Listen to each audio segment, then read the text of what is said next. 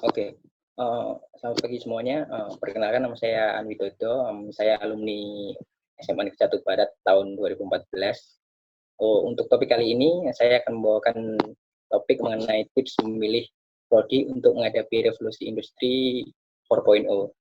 Ya, sebelumnya, adik-adik sudah familiar belum dengan revolusi industri 4.0? Kalau belum, langsung kita, untuk mempersingkat waktu, masuk ke topiknya. Yang pertama, next.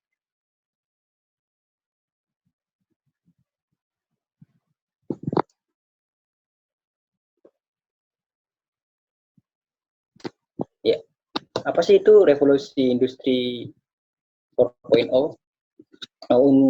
Sebenarnya gini, revolusi industri itu sudah terjadi 4 kali.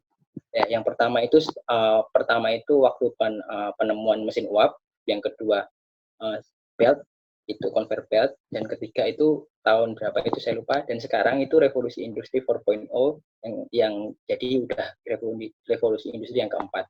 Nah, revolusi industri yang keempat ini adik-adik bisa memahami, ini tuh industri itu yang membutuhkan itu sekarang sudah Internet of Things. Jadi misalkan banyak perusahaan-perusahaan itu yang membutuhkan itu tidak lagi ke tenaga manusia, tapi tenaga sumber daya itu sudah memanfaatkan teknologi internet. Untuk lebih memahami bagaimana apa sih itu sebenarnya revolusi industri 4.0, ini saya kasih contohnya, set slide selanjutnya. Ya, mungkin adik-adik udah pernah tahu atau belum, udah pernah dengar tentang truk tanpa sopir, truk autonomous, ya. Penemuan ini atau industri ini itu bisa merubah semuanya, merubah seluruh industri. Coba bayangkan, truk tanpa sopir. Jadi truk tanpa sopir, supirnya otomatis akan kehilangan pekerjaan. Bayangkan jika itu benar-benar terjadi. Apa yang akan dilakukan oleh sopir truk itu, karena yang sopir truk itu otomatis kan jadi pengangguran karena truknya tidak membutuhkan sopir lagi. Itu baru satu contoh. Selanjutnya, next.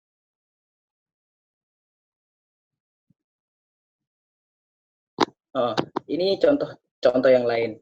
Industri keuangan. Kebetulan kakak sekarang ini bekerja di salah satu bank swasta. Kakak sebagai account officer. Bayangkan, mungkin adik-adik pernah punya, kalau udah ada akun bank, itu udah pernah kan ya, pasti udah pernah ke bank ya.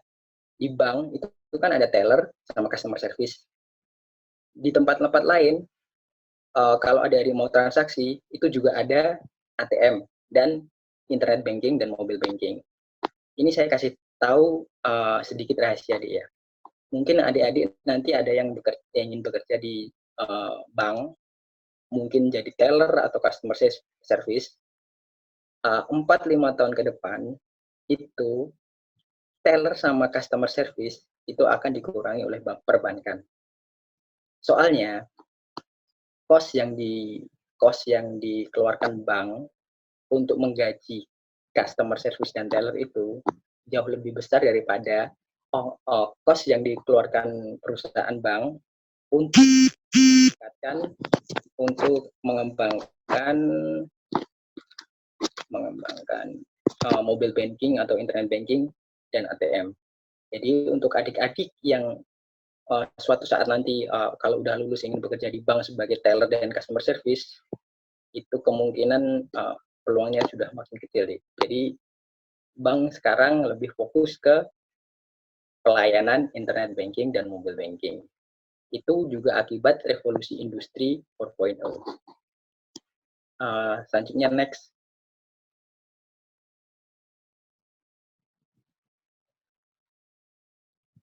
Ya, ini ada beberapa pekerjaan yang terancam hilang akibat revolusi industri 4.0. Beberapa data pekerjaan ini berdasarkan World Economic Forum, jadi nggak mengada-ngada, ini benar-benar akan suatu saat nanti akan hilang, soalnya udah tergantikan oleh ke apa namanya kemajuan teknologi. Yang pertama, mungkin adik-adik lebih suka pekerjaan yang bidang back office. Biasanya pekerjaan back office itu tidak jauh-jauh dari data entry. Ya, data entry ini mungkin 2-3 tahun ke depan ini juga sudah tidak diperlukan lagi. Soalnya kenapa? Karena data itu sudah didapatkan dari sumber-sumber yang lebih efisien. Misalkan data yang sudah kalian entry setiap hari dari bisa dari smartphone atau dari manapun yang tidak kalian sadari itu merupakan data yang dikolek oleh perusahaan-perusahaan teknologi. Yang kedua ini yang agak buat saya heran juga, accounting, akuntansi. Ini sebenarnya jurusan-jurusan yang pekerjaan-pekerjaan yang jurusannya di kampus itu sangat bergengsi. Kenapa kok akuntansi 2-3 tahun atau 5 tahun lagi itu udah nggak diperlukan? Karena apa? Karena sekarang software akuntansi itu sudah masuk ke dikembangkan yang tidak membutuhkan lagi tenaga manusia. Jadi kalau adik-adik mungkin ingin bekerja di bidang akuntansi, saya sarankan pikir-pikir lagi kalau adik-adik masih berpikir secara konvensional. Terus selanjutnya adalah administrasi. Ini yang paling penting, Dik.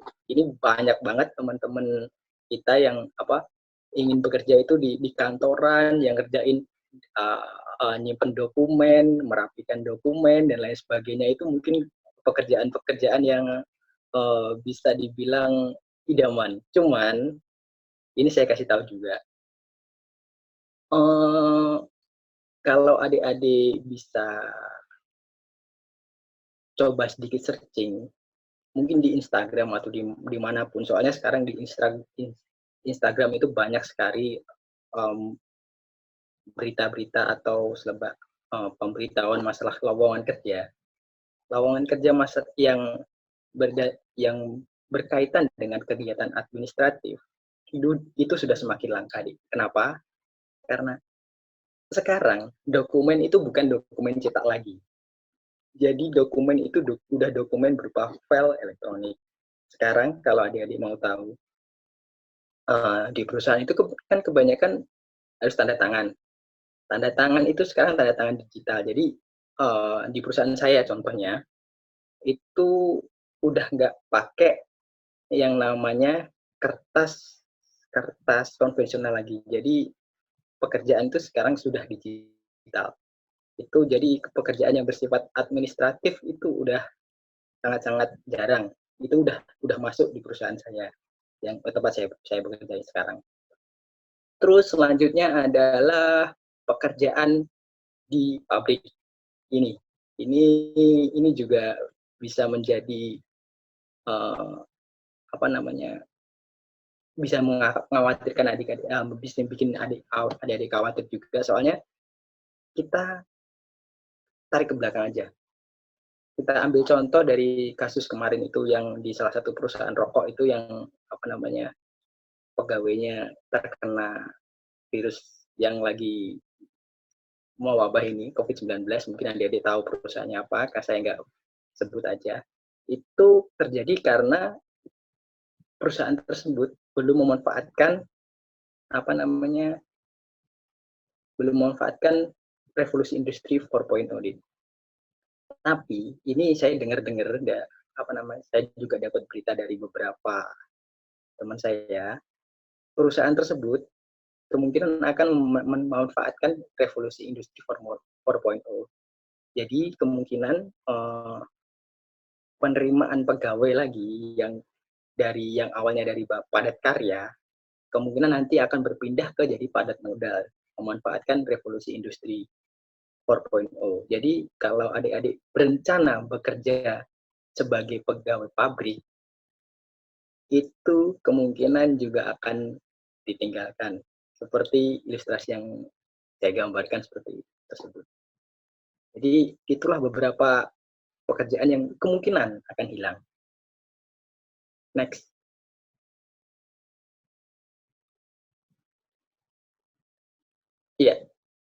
dari awal kan saya udah bilang, kok ini seperti ini sih Kak, kenapa kok revolusi industri itu kelihatannya menyeramkan banget. Ya berarti paling adik-adik juga banyak yang berpikir begitu. Tapi ingat deh, ya dari awal tadi kan saya udah bilang, revolusi industri ini yang revolusi industri 4.0. Jadi sebelumnya itu udah ada 3 kali revolusi industri. Setiap revolusi industri itu akan menyebabkan pekerjaan-pekerjaan yang lama itu akan menghilang.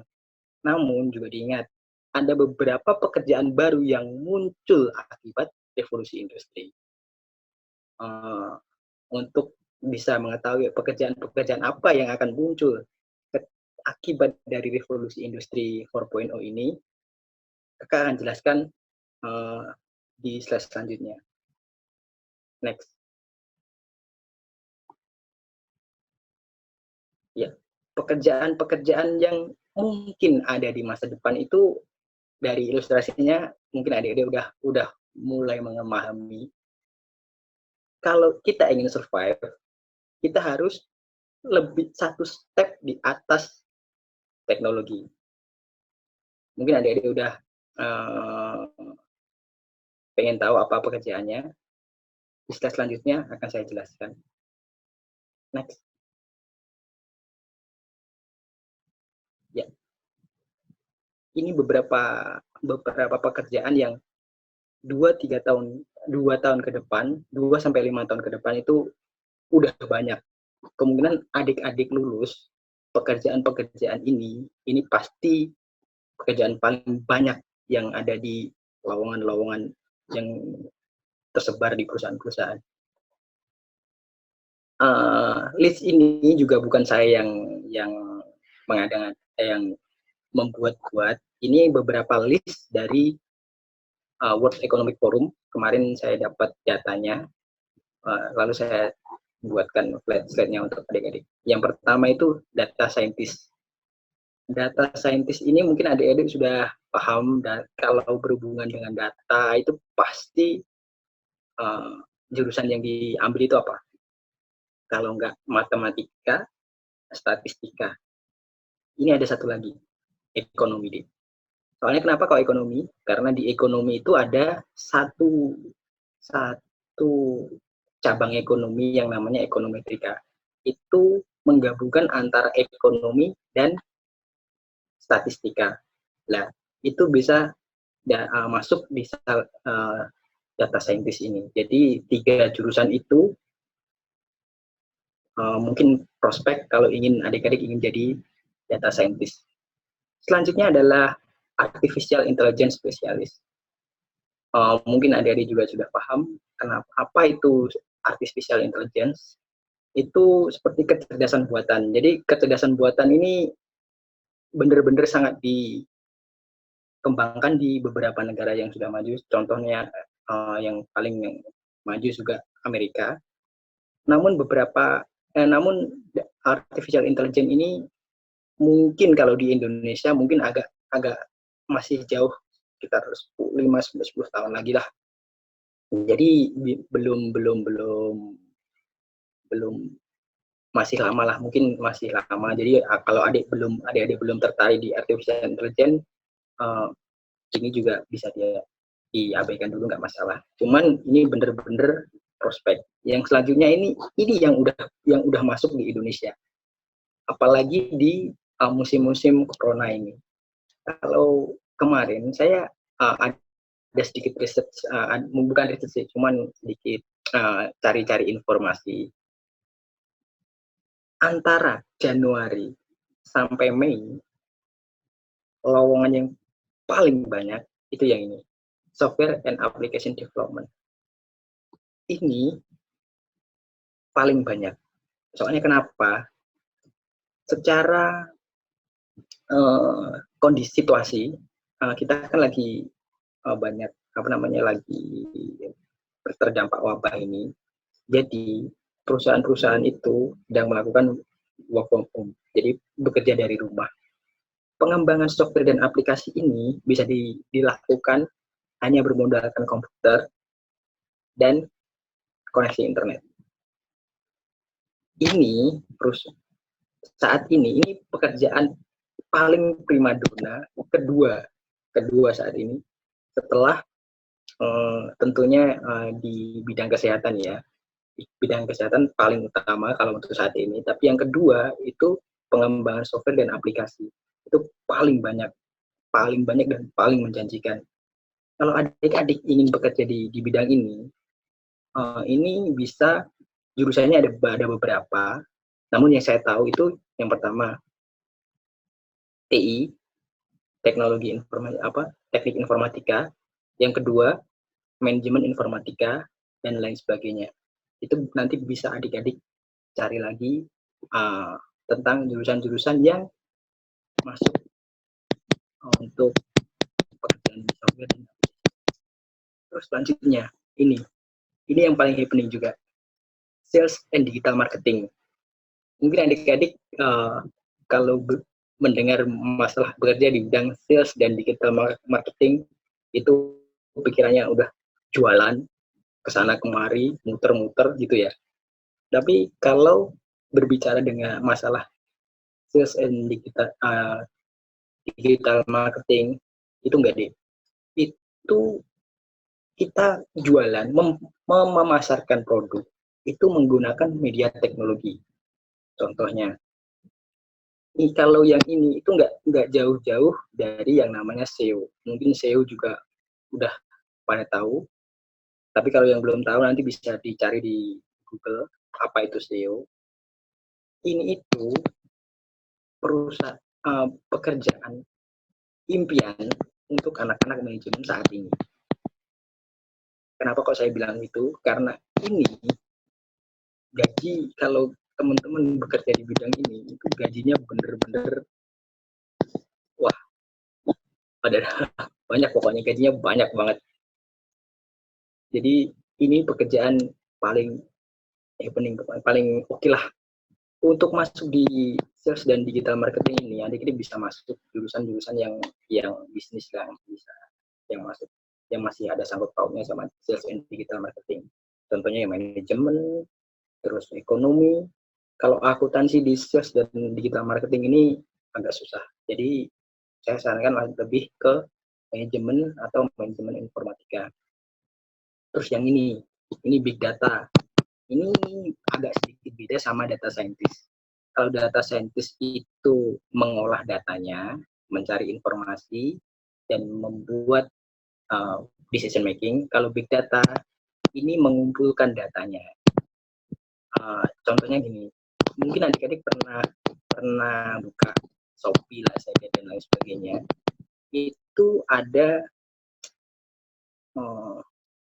pernah cari barang apa gitu, lalu adik-adik buka di Chrome. Di Chrome itu ada mungkin apa gitu, buka web apa gitu, lalu nanti di bawah itu mungkin ada masuk iklan yang barang-barangnya itu seperti barang-barang yang beberapa waktu lalu adik-adik cari. Nah itu kan seperti kayak gimana ya, kayak memberikan promosi gitu loh, promosi barang-barang yang mungkin adik-adik mau. Nah kok bisa kayak gitu, gimana? Itu karena data yang adik-adik cari tadi itu udah direkam. Jadi big data ini lebih digunakan untuk memberikan promosi yang lebih spesifik ke yang adik-adik inginkan. Nah, kalau adik-adik ingin bekerja di big data, masalah di big data ini mungkin jurusan-jurusan teknik informatika itu paling oke. Lalu ini General and Operation Manager. Kan tadi awal saya sudah bilang untuk pekerjaan-pekerjaan yang padat karya di era revolusi industri 4.0 itu udah dikurangin. Namun sentuhan manusia itu tetap dibutuhkan. Kenapa kok dibutuhkan? Karena mesin itu suatu saat juga pasti rusak. Suatu saat juga butuh tenaga manusia. Cuman tenaga manusianya itu udah sedikit. Jadi otomatis langsung masuk ke level di atas staff. Jadi yang dibutuhkan itu level manager langsung. Jadi untuk masuk di level ini itu agak sedikit susah. Cuman enggak impossible juga sih. Jadi tetap membutuhkan sentuhan manusia. Jadi itulah beberapa pekerjaan yang menurut World Economic Forum itu 2-5 tahun lagi benar-benar happening di seluruh perusahaan. Oke, selanjutnya kan saya udah jelasin itu beberapa masalah revolusi industri 4.0. Sekarang saya juga akan jelaskan, kan berhubung saya alumni Universitas Surabaya, saya juga akan jelaskan gimana caranya masuk Universitas Surabaya. Saya sebenarnya nggak begitu suka membahas masalah Universitas Surabaya. Kenapa? Karena datanya juga udah lengkap di websitenya. Saya juga kalau adik-adik ingin mencari informasi mengenai masalah Universitas Surabaya, bisa langsung aja di sini di link yang saya itu nanti lebih lengkap kalau daripada saya menjelaskan. Kalau adik-adik ingin mencari jurusan program studinya, di situ lengkap. Ingin mencari beasiswa di situ juga lengkap. Pendaftaran juga lengkap. Saya sedikit mau sharing aja. Masalah pendaftaran. Kalau ini kan Universitas Surabaya, ini kan universitas swasta. Pendaftarannya itu ada 2 jalur. Itu juga udah ada di websitenya. 2 jalur non-tes sama jalur tes. Biasanya itu ada beberapa gelombang. Biasanya yang pertama itu biasanya dimulai Oktober. Itu nanti juga masalah detailnya bisa langsung dilihat di websitenya aja. Ini untuk mencari masalah di slide selanjutnya, kalau adik-adik udah tertarik masuk, next.